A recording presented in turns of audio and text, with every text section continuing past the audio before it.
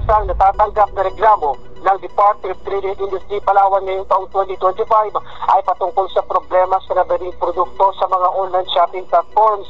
Ayon kay Senior Trade and Industry Development Specialist at OIC ng Consumer Protection Division Percival Nadbonita, na mula Enero hanggang Setyembre aabot sa 63 reklamo ang natanggap, inaksyonan at naresolba ng ahensya na may kaugnayan sa online shopping at may natatanggap ang complaints ng DTI sa Palawan. Ang sa ngayon sa kasalukuyan, ang bilang na ito ay mas mababa kumpara noong nakaraang taon na may 86 na reklamo ang natanggap at naresolba ng DTI.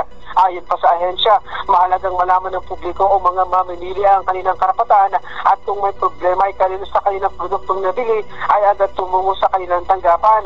Alinsunod sa Republic Act 7394 o Consumer Act of the Philippines, maaari mo nang magsumite ng reklamo ang mga consumer sa loob ng 2 taong prescriptive period mula sa araw ng pagbili at ang pagkakatuklas sa problema ng produkto. Ako si Jun Vice Servant Takulo ng GMA sa Radyo Palawan. Dapat totoo.